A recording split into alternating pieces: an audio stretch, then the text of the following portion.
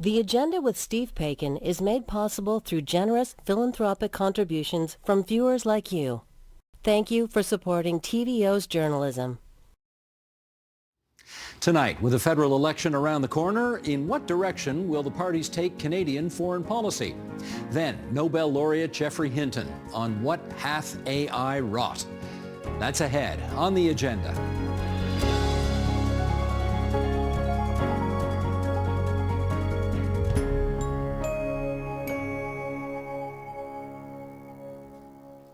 From our trade war with the U.S. to NATO spending, whichever party forms Canada's next government is going to have a slew of challenges to deal with. Here to better understand where the major parties might take Canadian foreign policy, we welcome, in Vancouver, British Columbia, Richard Shamuka, Senior Fellow at the Macdonald Laurier Institute and a contributing writer at The Hub. In our nation's capital, Stephanie Carvin, Associate Professor of International Affairs at Carleton University and the author of Stand on Guard, Reassessing Threats to Canada's National Security. In Waterloo, Ontario, Besma Momani, Professor of Political Science at the University of Waterloo and Senior Fellow at CIGI, the Centre for International Governance Innovation. And here in our studio, Adam Chapnick, Professor of Defence Studies at the Royal Military College of Canada and co-author of Canada First, Not Canada Alone, A History of Canadian Foreign Policy. And it is great to have you four here on our program for a very timely discussion. And I want to ask a bit of an odd first question. Richard, to you first on this. Canadian elections are almost never about foreign policy. They're almost always about something else. This one clearly is about foreign policy. Does that make this election particularly intriguing to folks like you?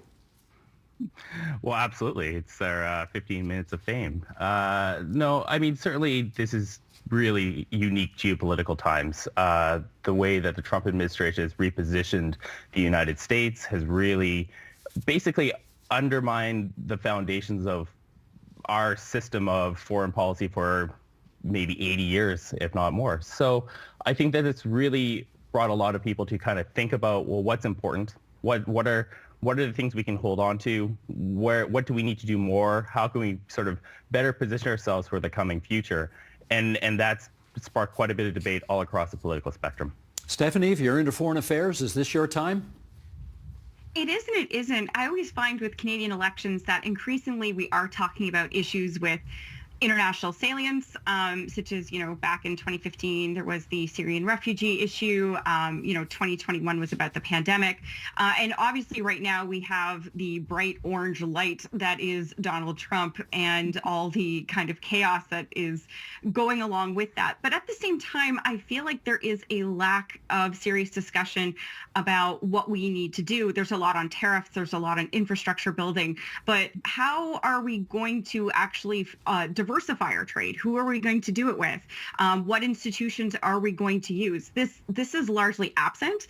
And what Canada's role in the world should be in a world where there is a retrenching United States also seems to be missing from the conversation. Besma, do you share that concern that something's missing, even if the accent is on foreign affairs in this election? Yeah, I couldn't agree more with Stephanie, so no surprise here.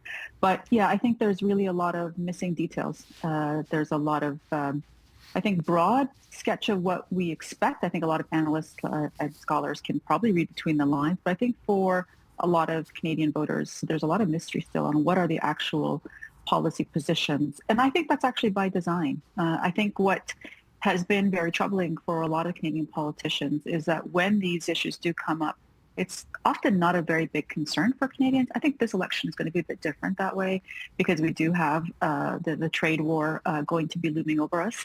But I think in general, because it's not a high priority for most Canadian voters, polls after polls often tell us that I think this time in particular, there are a lot of contentious issues.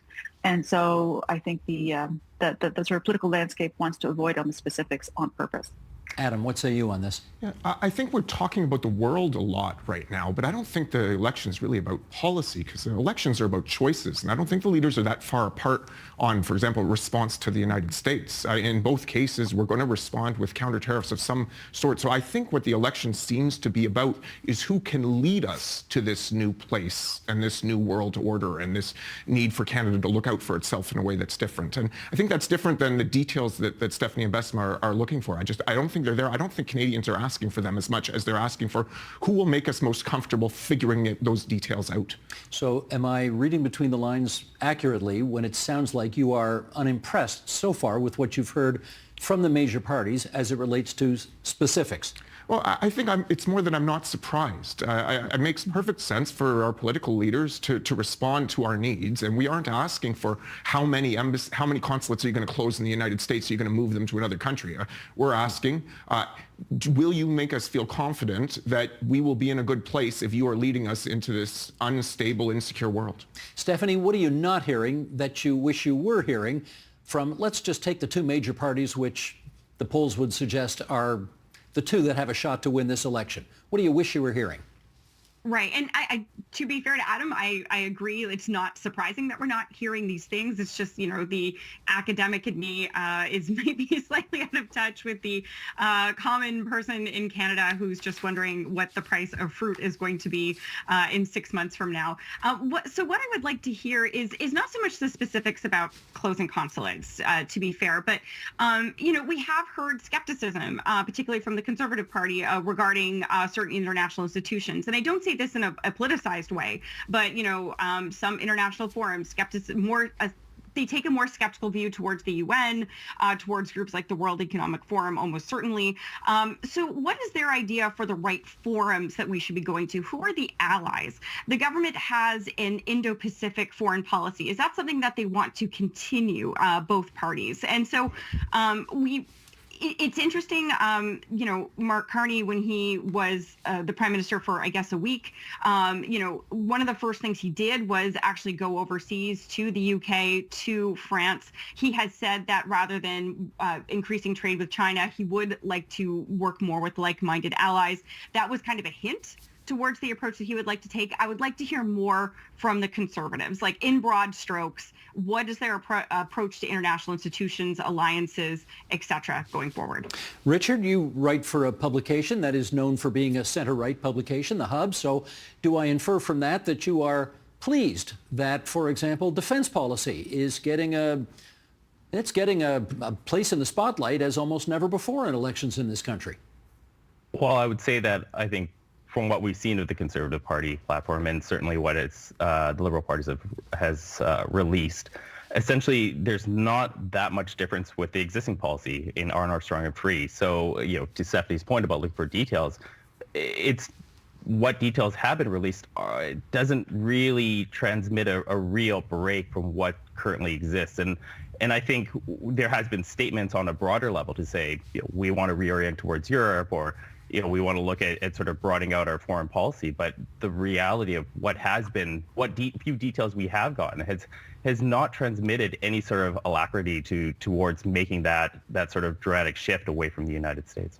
Well, Besma, let me put a specific policy to you and you tell me what you think. The Conservatives have been on the record as saying they think we're spending too much on foreign aid and they would like to see that redirected towards defense spending.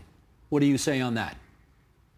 Well, I think if you talk to any defense experts, including the Canadian Armed Forces, they'll say that's not a good thing. We want foreign aid. They want foreign aid because it often makes the job, particularly on the international front, especially if there's a deployment, that much easier to do. It gives us connection to civil society.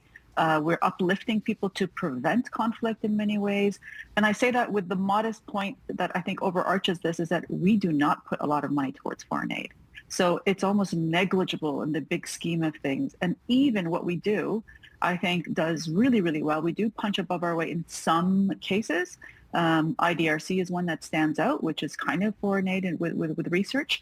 I think that, we should not be moving away from that. We should be increasing it, especially in the climate where the Americans are cutting vastly in their foreign aid, USAID, and other parts of the Department of State that do issue out foreign aid. I mean, it's a real disaster in many countries.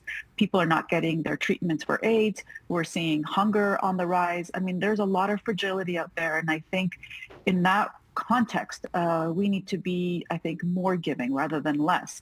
I understand and why a Conservative Party would say that, partly because it also doesn't resonate with Canadians. You know, it's not a big issue. And I think in the Canadian mindset, there's this imagination that we put so much money towards foreign aid. We do not. It's really pittance in the big scheme of things. And countries that are of similar size and GDP level put in way more than us. We are not big on giving. So there's lots of room to go up, not down. And down, I think, will hurt us both strategically, politically, and most importantly, diplomatically. Having said that, Adam, do you appreciate the fact that we seem to be talking about defense policy more than we have in almost any other election of my lifetime? Yeah, and to be fair, I should be clear that although I'm employed by the Department of National Defense, all of my views are my own and they don't represent the department. I think it's refreshing that we're being forced to grow up a little bit and be a little bit more serious about our place in the world, even if the discussion itself is rather shallow and not filled with the details that some of us might be curious about. The fact that we're acknowledging that the world is not always a safe place and that Canada won't be able to lag behind anymore is refreshing, and it is something relatively new for an election campaign. Stephanie, should we give President Trump some credit in as much as he has both bullied and embarrassed his NATO allies into getting their spending up? We haven't spent 2% of our GDP, which is the target. I mean, has it been since World War II that we spent that kind of money? We're nowhere near close to that. Is he right to kind of name and shame us that way? I don't want to give President Trump much credit for anything. I will say that previous administrations have also asked Canada to spend more money. They've tried to gentle parent us in a lot of ways towards increasing our defense budget because, you know, it's not that they see Canada as bad. They see Canada as really good and they want more of us, right? This is something that we've often heard our allies say. So, but the way it's being done, you know, it's almost fear-based in what we're seeing coming out of Ukraine right now. The threats to withhold intelligence, arms, these kinds of things. And, you know, it is interesting. We're seeing this dynamic, right? Just before the election was called, it was announced that Canada will be participating in this new European effort to develop and rearm that will possibly be excluding the United States going forward, right? And there was a report by Reuters today that the United States is not really happy. They're glad we're rearming, but they want us to buy their equipment. At the same time, they seem to be threatening us. So it's a very odd series of contradictions. So I'm not sure Trump gets the entire credit, but it's I agree with Adam very much that it is important that Canada has grown-up conversations about defense spending, and it's good that it is part of this election. Richard, what about it? Should we give Mr. Trump some credit for the fact that he's bullying Canada and other countries into improving their defense spending? I think we'll have to wait and see a little bit. I think if you think about the 2%, the trajectory towards 2% in Canada, that really, you could probably point Biden a little bit more towards giving a bit more credits, just because I think about ONSAP and the direction that we're going right now. There's quite a bit of talk that the NATO guidelines will probably go up to 3%, or there'll be negotiations to push towards that threshold. That you could probably push to Trump, because of his, you know, efforts towards burden sharing and sort of pushing allies to spend more while the United States sort of withdraws, especially in Europe. So I don't want to give him too much credit at all for this current spending bump, because again, there's also Ukraine, there's a bunch of other geopolitical factors at play, but going forward, possibly that might be the case. You mentioned Ukraine, so let's go there next. Besma, we know that Canada is home to one of the largest diaspora Ukrainian populations in the world. I think more than 1 million people of Ukrainian descent, including the former Deputy Prime Minister of the country, Chrystia Freeland. How big a factor do you think this country's commitment to that war is playing in this current election campaign? Well, there's definitely unison in all three parties, major parties, in terms of who's the perpetrator of all of this, which is certainly Russia. And there's a lot of sympathy for Ukraine. Certainly, the three parties might approach things a little bit differently, but I think it's really a good thing that we're seeing all of our parties united on that, because it is a unifying issue. both in Canada and I think across our allies. But the sort of elephant in the room, and back to the analogy that Stephanie noted, the big orange elephant here, that is Trump.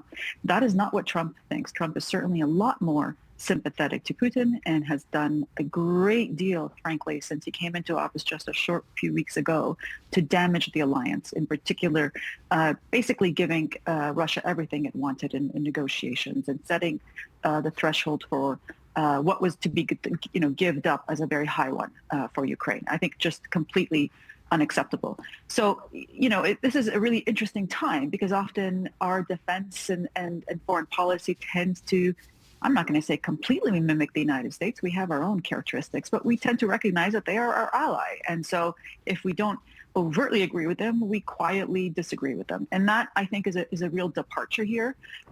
What does that mean for the future? We know that certainly the Americans are the largest supporters, at least on a country basis. When you add the EU together, it's a bit different picture. But armament to the Ukrainians, that's going to change. So I guess my bigger problem here is that what does this mean if the Trump administration fully pulls out and leaves it to the Europeans and us to try to defend Ukraine? And I think we're going to be in a really, really difficult spot. The Europeans have spent a lot of effort at warp speed to get their capacity up, which is great, but there's still some lapses there. And I think we're going to have to address some really tough questions internally if we're going to help Ukraine even further, particularly with armaments and not just in training troops on the ground and not just in supporting a presence in Latvia, which we've done in the past. Adam, maybe you could give whoever forms the next government of Canada some advice here on whether we should be mirroring sort of more let's call it a former Cold War approach, where we want to do whatever we can to assist the Ukrainians in fighting off the Russian aggression, or whether we should be taking a more Trumpist approach, which is to say, let's get the hell out of there and figure out how we can end this thing ASAP. I think for Canada, this is very much open and shut. We benefit from a world that has some rules, and the Russians have attempted to throw all those rules out the window. We have to stand by Ukraine, not necessarily just because there are 1 million plus Ukrainians here, but because if the rules get thrown out, it becomes a world of might, and we don't have the might to compete. So we have to be there because we need those rules. We need to create stigma around breaking them, and we need to try to maintain their resilience and integrity. Stephanie, how about you on that? I very much agree. This is going to be a real challenge, but this is where I come back to this idea that we are going to need allies to do this and institutions to do this. Canada can't create this world alone. It can't maintain this world alone. We're going to have to make some very strategic partnerships in the next few months, not even few years, the next few months, in order to really ensure that this kind of world that we have benefited from, and not everyone's benefited from this world. We could make that argument, but by and large, certainly Canada has, and we need to shore up rules to ensure that at least the basic systems that we're at least trying to help those countries, those peoples that were in a worse state, we're at least getting a modicum of help and perhaps even more help as time goes on. But this is going to be very difficult to do without the United States going forward. This is a huge challenge, requires a lot of thinking. And, again, maybe this is getting a little too much into the details that Adam pointed out earlier, but we are going to need a nimble foreign policy establishment to do this kind of work. There's questions now being asked about whether Canada needs a foreign human intelligence service, something we don't have a Canadian CIA. Do we need something like this if we can no longer depend on intelligence from the United States? And this goes along with all the very difficult military spending questions. All of this will be used, hopefully, to contribute to a world order and norms that we think are important and will benefit Canada going forward. Richard, what would your advice be to the next Prime Minister of Canada vis-a-vis how we handle Ukraine? Well, certainly we've been delayed on rearming and sort of building up the capacity to support Ukraine, and that's actually fairly true across Europe.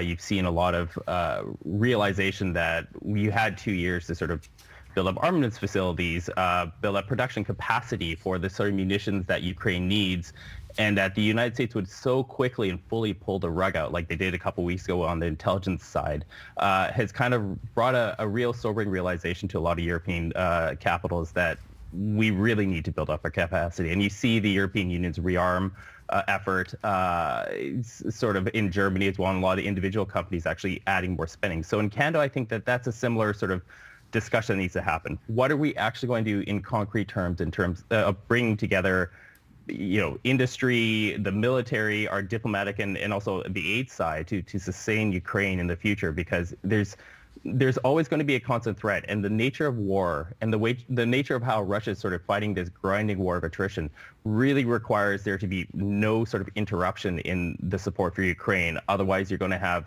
pretty quick reversals in the battlefield, which can dramatically turn the overall strategic situation. Okay, let's talk about the far north, because I suspect we have had more discussions, conversations, appearances by the party leaders in the far north of this country. And I guess I want to know from all of you, Adam, start us off, have they made Arctic sovereignty and Canada's position there a significant enough part of their campaign so far? I think it's a big step that all of our political leaders have recognized that part of the defense of Canada, North America, and the international system that we believe in includes having a robust presence in the North. We've done that politically in the past, but not seriously. And I think at this point, we're getting a little bit more serious. Again, I'd prefer fewer details in this case, in part because to do the North right, you have to consult with Indigenous leaders, and it's much more difficult to do that in the middle of an election. A commitment to do more in the North, putting some money behind it with the details to be determined in consultation with Indigenous leaders is probably, to me, the most prudent way to go about it. Besma, what do you say? Yeah, I think this is a welcome change, and I think we need more of this. Agree with Adam completely on the consultation with Indigenous communities. But we are seeing, some interesting statements about the Arctic. Certainly, we've seen from the Conservatives an effort to talk about the militarization in the way of expanding the base there and to really sort of put more support through the Rangers in particular. And I think that's all welcome. The challenge, of course, is that the Arctic is ever more important right now. When we don't have the Americans helping us, so to speak. I mean, NORAD, in theory, is a bilateral security agreement.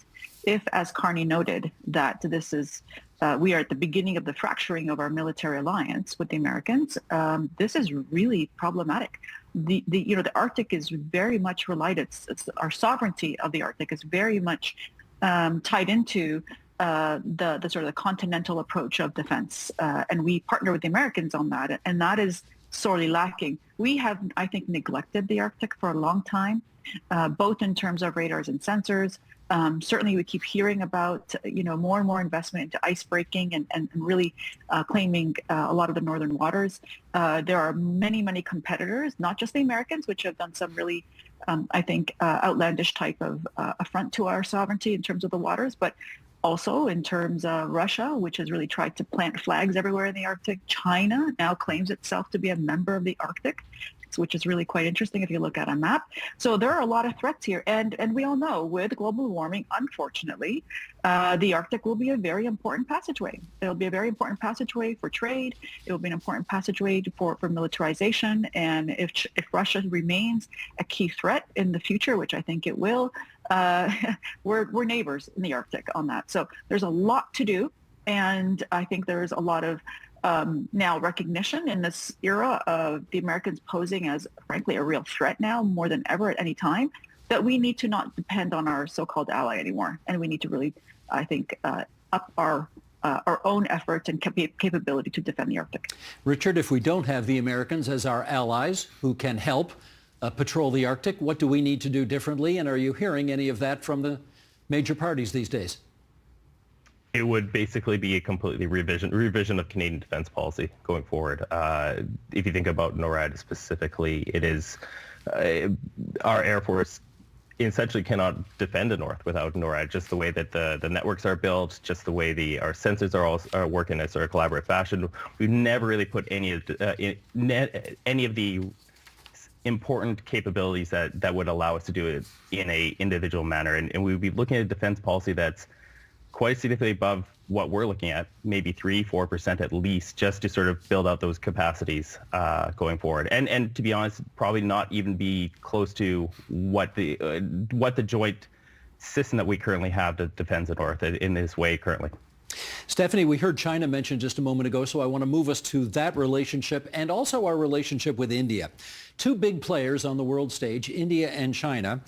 And of course, our relationships during Justin Trudeau's time as Prime Minister of the country, our relationships with those two countries have really gone downhill. Should our Maybe you can give the next Prime Minister some advice on this. Should our rather depressing relationship with the United States these days propel us to either reboot or renew our relationships with India and China? Let's start with India. There are some actually interesting but very subtle changes that I think are happening on the ground. I am aware that Canadian delegations have been traveling to India. There have been conversations about some of the challenges between our two countries, especially with regards to transnational repression, which have been very serious allegations here in Canada of that, and of course of harassment and monitoring of the Sikh population as well.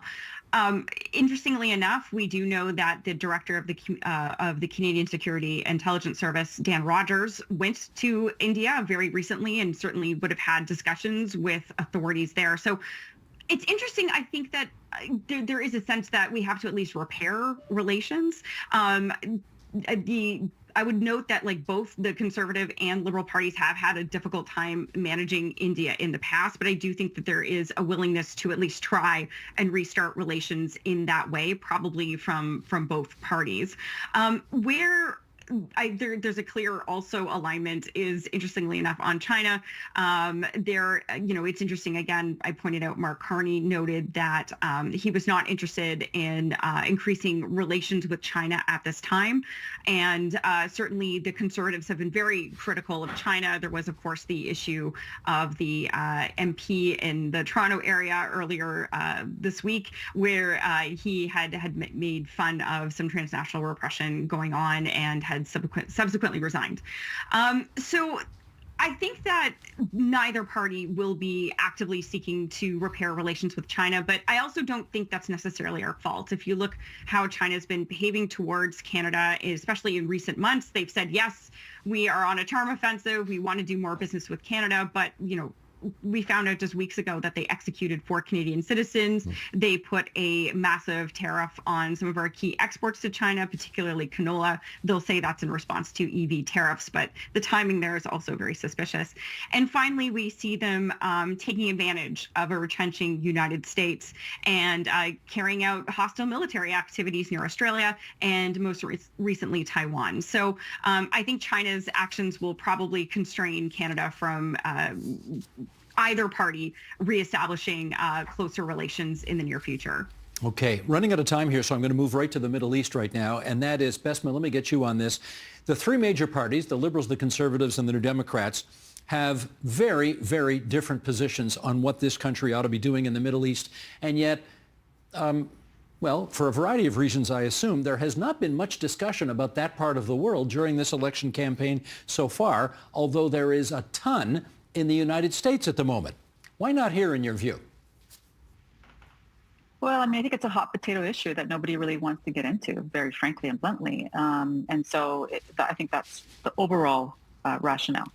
But there are many tough issues that need to be discussed, and I think we're going to have to continue to think about that. The one that, everything from relations with Iran to the upcoming, international court decision on whether or not Israel's war in Gaza is a genocide.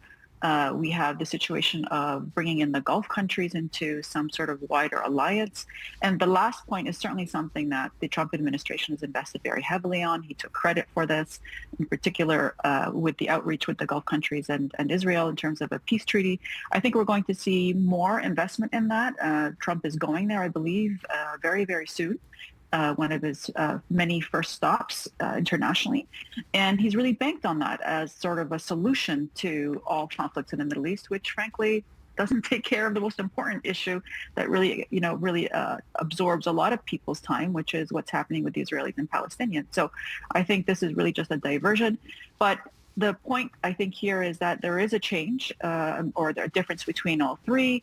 And, Carney's probably the one that's most untested because he obviously hasn't had his views shared and known on the issue, whereas the NDP and I'd say the Conservatives are more clear on where they land on a few things. I think the Carney approach, which will probably be different than the Trudeau government approach, just knowing that Carney's more of a technocrat. I think we're going to see less rhetoric, which I think really damaged the Liberal brand for a lot of people who are interested in Middle East politics, just because they were always wishy-washy. Their statements never pleased anyone. They just tried to do it all in a tweet. And frankly, they failed because they never really took a principled stand either way. So I think we're going to see something different from Carney, less rhetoric, less speechifying, and more being generally silent on the issue that doesn't really, in his view, make a difference on the needle for the big issues that he's interested in, which is certainly more on the domestic economy side. And so I think we're going to see a lot less rhetoric from the Liberal Party, which would be welcome because it honestly did them no good either way. Okay, 4 minutes to go here, so let me give a minute to each of you on this issue. The other significant historic election campaign that the current one is being compared to is the free trade election of 1988, where the conservatives were very pro-America, pro-free trade, and the liberals were very anti-America and anti-free trade. There were definite distinctive differences among the two main parties. That does not appear to be the case as much in this campaign. Richard, why don't you start us off in this? Has President Trump and his actions somewhat blurred the distinctions between liberals and conservatives in this election? On defense policy specifically, potentially, but I don't know if there would have been that much difference going forward. I think that there is a blueprint right now for the defense spending up until 2032 to get to 2%, and I'm not too sure that they would have really deviated from this path. I think in terms of rhetoric and whatnot, potentially, I think you see certainly Mark Carney make some pretty strident statements, as you alluded to before, about Canada being less able to trust in the end of our sort of close bilateral relationship. And I think that might be the case with the rhetoric side. But in terms of major sort of policy moves, maybe with the exception of foreign aid spending, I don't know if there would have been that much difference between the parties, maybe with the NDP in the election. Okay, how about to you, Adam? The differences between liberals and Tories, historic differences, somewhat more blurred this time? I think when it comes to world affairs, when we haven't been in eras when we've politicized them, Tories and Liberals, and even Conservatives and Liberals, have been fairly aligned in that it's in Canada's national interest that we don't change our foreign policy too much between elections because we work with allies. And if allies can't rely on us for more than 4 years, we're really not of much use to them. So there's sort of been this pull to the middle in action, even if the rhetoric has been different. I think because we're in a serious situation now, you can't use rhetoric because Canadians are looking for more than that. And as a result, it's not that surprising that we're heading back towards the middle because that's the place where we can be most effective, both for ourselves and as an ally to others. Stephanie? I remember that 1980 election. Actually, I was living in Oshawa at the time, and Ed Broadbent was running, and I remember the kind of chaotic atmosphere, even just in our playground at school. We really did feel it back then.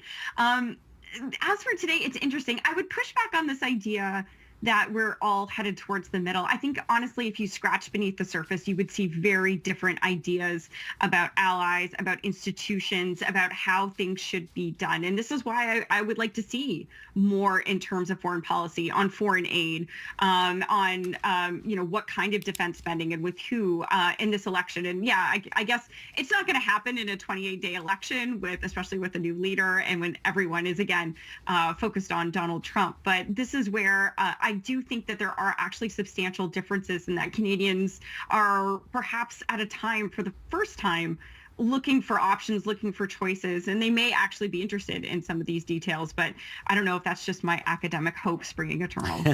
Besma, put a bow on it for us, if you would. Oh, but it's going to be a sad bow, I'm afraid to say. I agree with Stephanie very much, and I just quickly add that I think seeing this global movement of the alt-right is really troubling, and I think not to say that the Conservatives have in any way connection to our alt-right here in Canada, but there are a lot of sloganeering and, frankly, some statements that have been made that really sound very much connected to this broader alt-right movement. He's appeased, I think, very bluntly, appease members of Canada's alt-right movement, and that's really troubling. So that's something we're watching, and I think a lot of Canadians, and we're seeing this in terms of the voting and the polling, what we're seeing is really the NDP voters are moving to the Liberals, not I think because they're enchanted by the Liberals, but because they're very afraid of that, playing footsies with the People Party and all the other alt-right members that are frankly showing up in many ways in the Conservative movement right now. We really do have that in the back of our mind again as political scientists, personally speaking. You weren't kidding. That is a sad bow that you're putting on this thing. Okay, Sheldon, thanks. Keep that 4-shot up there so I can thank Adam Chapnick from RMC, Richard Shamuka from the Nobel Laureate Institute and the Hub, Besma Momani from University of Waterloo and CG, and Stephanie Carvin from Carleton University. Great to have you four on our program tonight. Many thanks.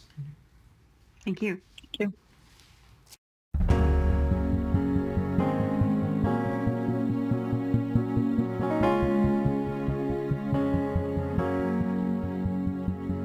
Our next guest is known as the godfather of AI and recently was awarded the Nobel Prize in Physics for his pioneering work in artificial intelligence.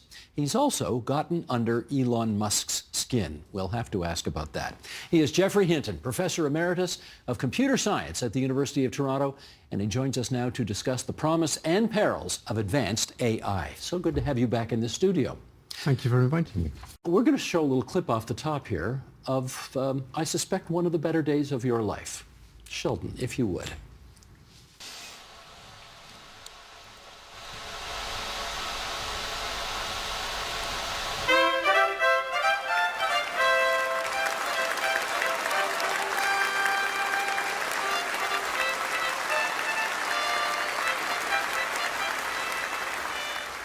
That was King Carl the 16th of Sweden, and you are getting in Stockholm the Nobel Prize. When does the buzz of all of that wear off? I'll tell you when it wears off. It still has not? Not completely, no. Not completely. How cool a day was that?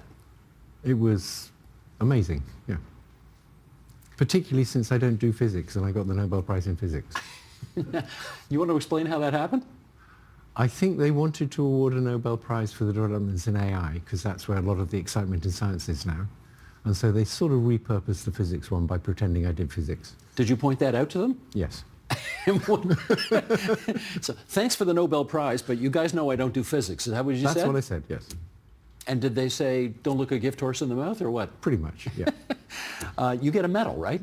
Oh, you do, yes. Yeah. Where do you keep the medallion? I'm not telling you. I'm not going to steal it, Geoffrey. No, but somebody else might. Oh, all right, all right. It's 6 ounces of gold. It's worth about $15,000. So you if won't you melt it down. So you're not going to tell me if it's at home or if you keep it in a safe deposit box or whatever? No. You know, okay, fair enough. I'm going to read what you won for. You won for, quote, foundational discoveries and inventions that enable machine learning with artificial neural networks. And I know you've been asked 1,000,000 times, what does that mean in English? So let's make it 1,000,001. What does that mean in English? Okay, in your brain, you have a whole bunch of brain cells called neurons, and they have connections. And when you learn something new, what's happening is you're changing the strengths of those connections. And so to figure out how the brain works, you have to figure out what the rule is for changing the strengths of connections. That's all you need to know. How does the brain decide whether to make a connection stronger or weaker so that you'll be better at doing something like understanding what I just said? And your brain has a way of figuring out whether to make a connection strength slightly stronger or slightly weaker. And the question is, what is that way? How does it do it? And what happens if you can mimic that and take a big network of simulated brain cells, and we now know what happens, it gets very smart. Of all the different thousands and thousands of areas of scientific research that you could have done, why that one? Because that's clearly the most interesting one. To you? I think it's actually the most interesting. To everyone. Because in order to understand people, you really need to understand how the brain works. And so how the brain works is, we still don't know properly how the brain works. We have more ideas than we did. But that seems like just a huge issue. You were obviously very well known you were well known before you got the Nobel, but then you got the Nobel, and of course that has an explosive effect on one's profile. Since then, you have been warning us about the perils of AI. You even quit your job at Google a couple of years ago because of concerns about this. So let's break this down. The short-term risks of not having adequate control of artificial intelligence are what in your view? Okay, so there's really two kinds of risk. There's risks due to bad actors misusing it, and those are more short-term risks. Those are more immediate. It's already happening. And then there's a completely different kind of risk, which is when it gets smarter than us, is it going to want to take over? Is it going to want to just brush us aside and take over? And how many examples do you know of more intelligent things being controlled by much less intelligent things? Not many.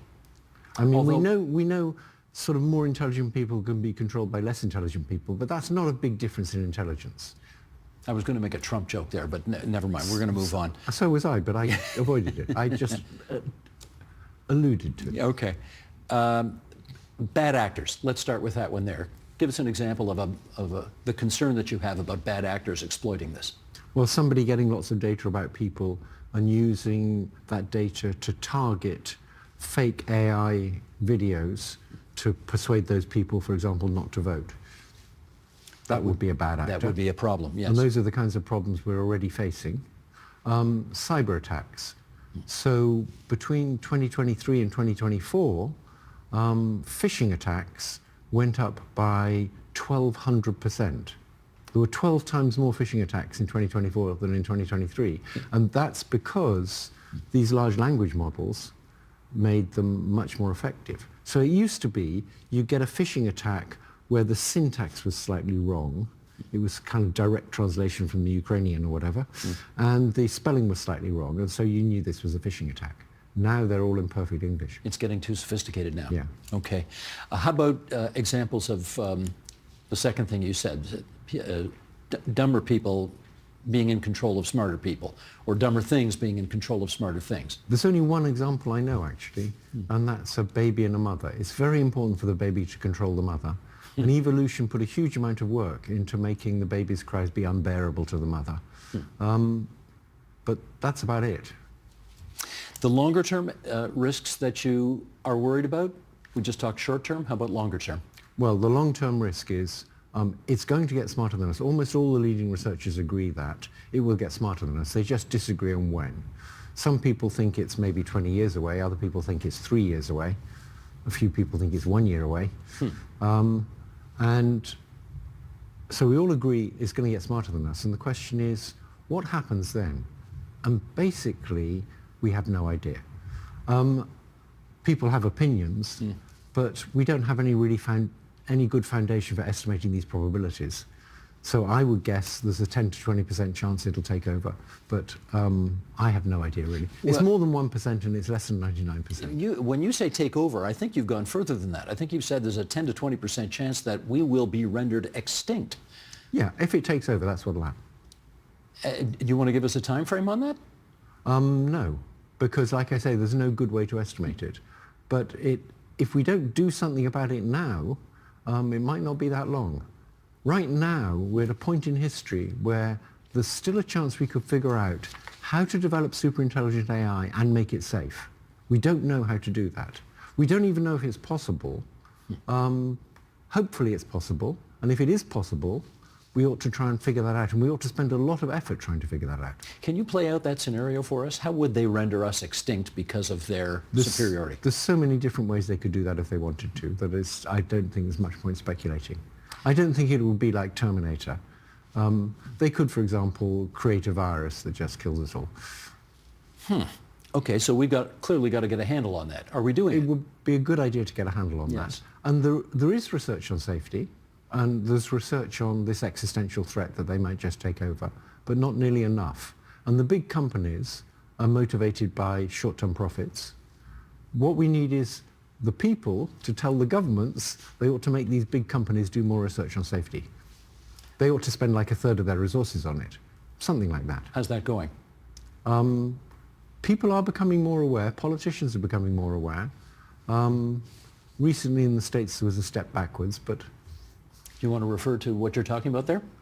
The Biden administration was interested in AI safety and had an executive order. And I think it's gone the way of all of Biden's executive orders under Trump. As in it's been reversed? Yeah. Okay. And I presume it's been reversed because the richest, techiest people in the United States are all supporting this administration right now. Fair to say? It's sad to say, yes. All right, clearly you would like to see us get a handle on this. what can we do? Since Well, it appears that there isn't the consensus there to do anything about this at the moment. Yes, the first thing to do is build consensus that this is a really serious problem. It's not just science fiction, and we need to persuade the big companies to do more research on safety. It's like climate change. You had to first build consensus that there really is climate change, and it's really going to be terrible if we don't do anything about it. And then you could start getting action. Not enough action, but at least some. With this, we first need the consensus.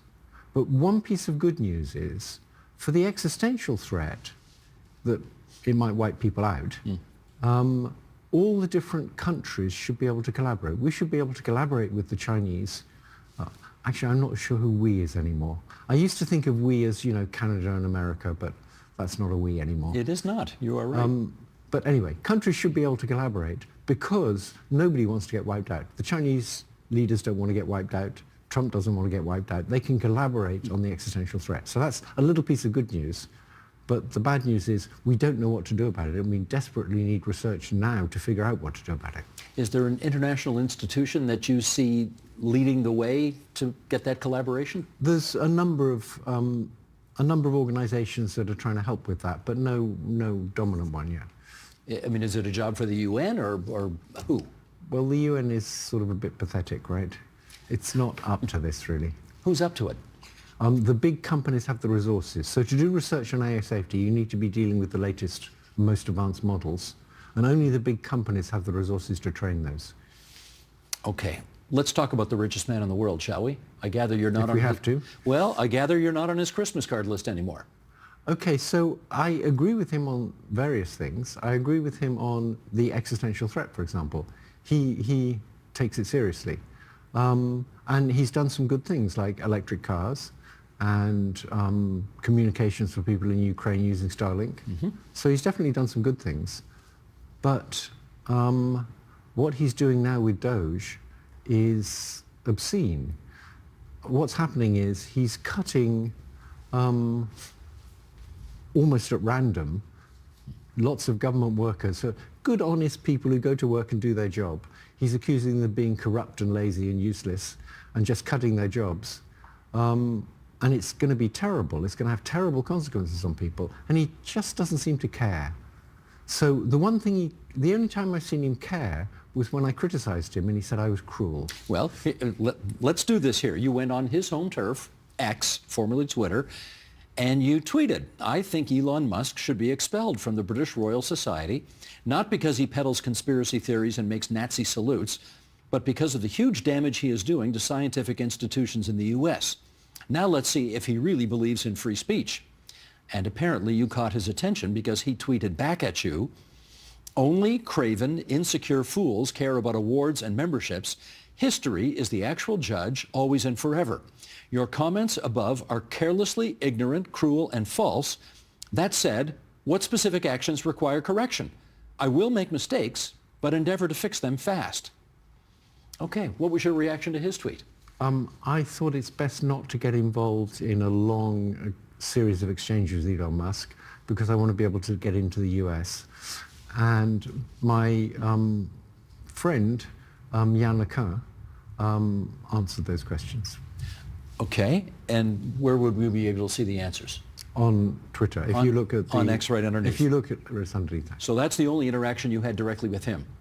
A couple of years ago, he asked me to call him because he wanted to talk about the existential threat. Actually, he wanted to recruit me to be an advisor for X. So What'd you say? XAI. So we talked about the existential threat for a bit. And then he asked if I would be an advisor for his new XAI company. And I said no. He thought I might agree because he employed one of my best students as one of the technical people there.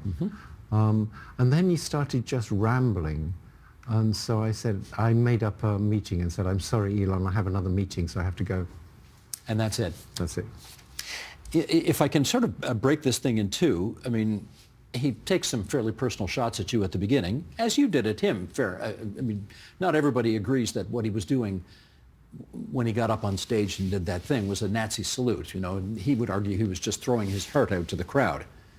Sure. You're not buying that? No. You're not buying that. Okay. Particularly if you look at his history and his parents' views and so on. He does seem to cozy up to some fascistic situations here and there, yes. But then the second part of this is rather constructive. He's asked you for advice on what corrections he can make. Yes, and I let somebody else answer that. Jan answered that, so I left that. Okay. Do you want to just share maybe one or two of the things that you think he ought to do? Well, if he's going to, I mean, let's get straight what's going on here. He wants there to be an enormous tax cut for the rich. He wants a $4 trillion tax cut. That's what it's going to cost. And in order to get the money for that without increasing the national debt hugely, they have to cut somewhere. Or put tariffs on us. The two things they're planning to do are cut government spending and have tariffs, which are really a tax on the poor. Tariffs are a non-progressive tax. They're going to make everything more expensive. And so normal people are going to end up paying $4 trillion more for what they buy to pay for the tax cuts for the rich.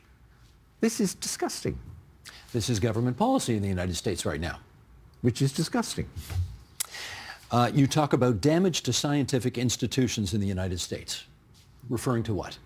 Well, for example, if you put a crazy guy with a worm in his brain in charge of the health system... That would be RFK Jr. That you're referring to there. Yeah.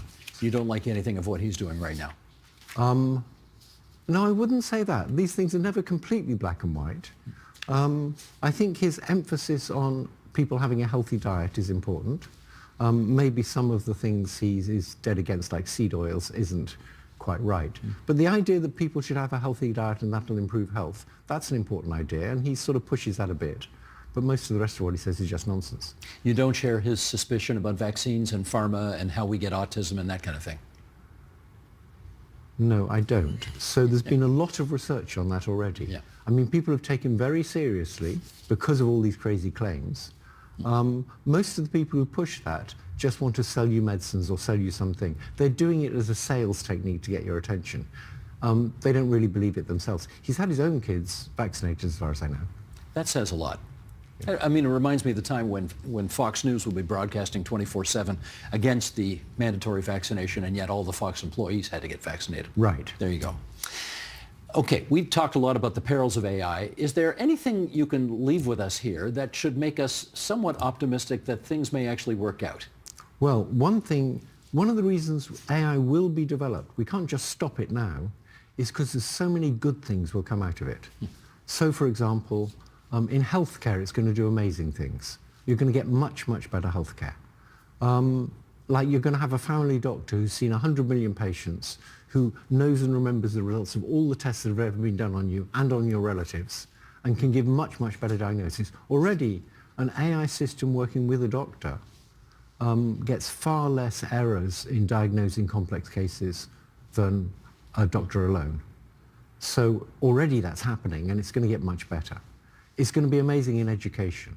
So we know that a kid with a private tutor will learn about twice as fast, because the tutors can see what the kid misunderstands. Now, AI systems aren't there yet, but sometime in the next 10 years probably, they'll be really good. And so when a kid is learning something, the AI system will be able to see exactly what it is the kid misunderstands, because the AI system's seen a million other kids, right? He knows exactly what the kid misunderstands, exactly what example to give the kid to make it clear what the misunderstanding is. And so if a private tutor that's a person is like two times better, these will be 3 or 4 times better. It may not be good news for universities, but it's very good news for people learning stuff. Not good news for universities because? Maybe won't need them anymore. Won't have to go, well, you know, I mean... Now, you'll need them for doing graduate research, I think. I think you'll still need an apprenticeship to learn how to do research. Because we can't say how you do research. We can say, okay, this problem, I would tackle it this way. We can't really give the rules for it. There aren't any rules. It's an apprenticeship. All the kids who thought it was going to be a great idea to go to university and learn how to code or take computer science, are they in trouble now? They may well be, yes. I mean, computer science, you'll learn more than just learning how to code, but... They call you the godfather of AI. Do you like that title? I quite do, actually. It wasn't intended kindly. Someone started calling me that after a meeting in which I was kind of chairing the meeting. I kept interrupting people. And therefore they called me the godfather. godfather. Andrew Ng. It was a meeting in Windsor in England. And after the meeting, Andrew Ng started referring to me as the Godfather. Because you cut people off? Because I was sort of, You were... yeah, I was the oldest guy there, and I was Okay. pushing people around. Got it. Half of your Nobel money, which I gather is what, $350,000, something like that? The whole prize is $1 million, about, and so half of it's $500,000. $500,000, okay. Of that $500,000, you donated $350 to Water First. Do I have that right? Yeah, $250,000 US is 350 Canadian. Got it. What's Water First?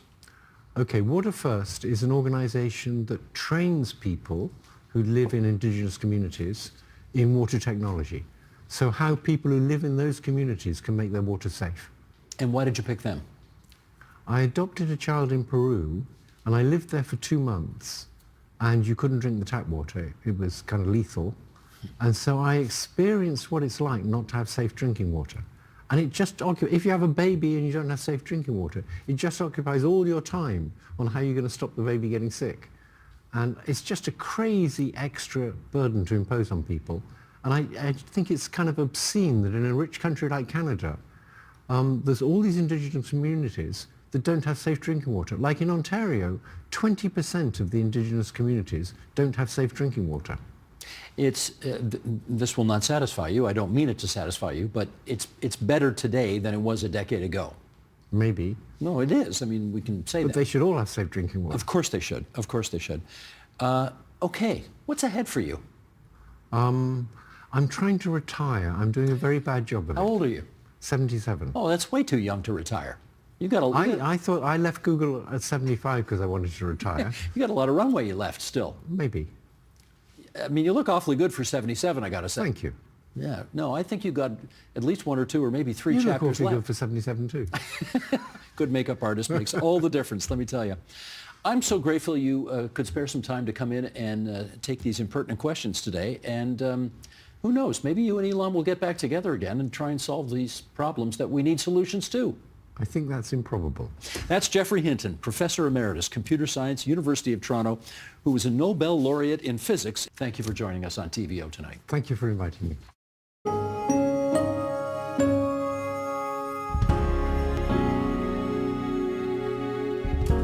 And that is the agenda for Wednesday, April 2nd, 2025. Tomorrow, what role do we need arts and culture to play as the American president muses about annexing this country?